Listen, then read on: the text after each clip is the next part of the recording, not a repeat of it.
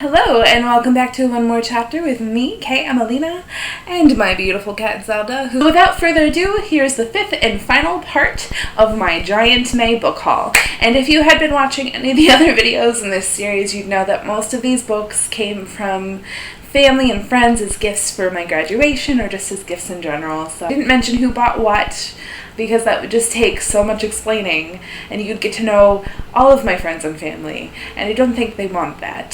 So instead I'm going to just dive right in and show you some of the books that I picked up in hopes that you'll be able to pick up some of these and be able to discover new authors and new books and be able to enjoy a new story. So first and foremost, we have Glimmering by Elizabeth Hand, and this is about a main character who has AIDS and who is struggling through that, as well as struggling through the end of the world, or the crumbling of the world in some specific way. This is one of the books that was written in 1997, before, Y2K or something like that, and is newly revised, and I hadn't heard of it before, but I saw it in the Riverside bookstore, and it was one of the ones that I picked up with my gift card, and it looks amazing. It looks great. So it's another dystopian book, which I suppose is a theme because a lot of the books in my last video were dystopian, and I'm really interested to read this one, so I'll review it as soon as I finish it so that you can learn more about it too.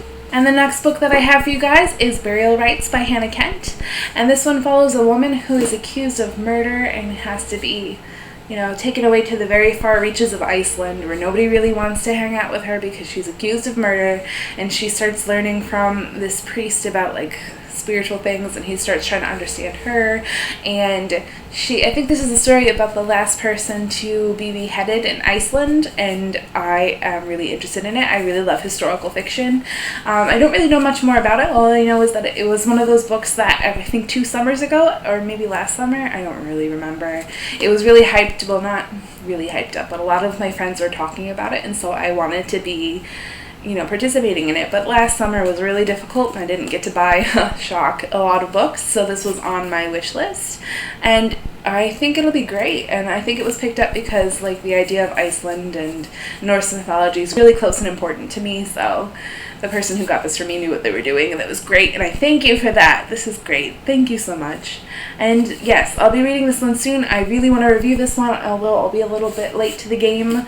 I think it just came out in paperback recently, but I'm happy to review it, so very soon I will be able to. The next book is one of many books that I heard about on the Peruse Project channel, another booktube channel that you should check out, and I will leave a link in the description below. It is The Book Thief by Marcus Zusak, and this follows a girl who finds a copy of the Gravedigger's Handbook next to her brother's grave, and so begins the the profession of stealing books. And it's another historical novel, and this one's set in World War II Germany, and being a person who loves books and being a person who appreciates historical fiction, this should be a really good book. And I hear from her channel all the time that it's just one of those books that everyone has to read.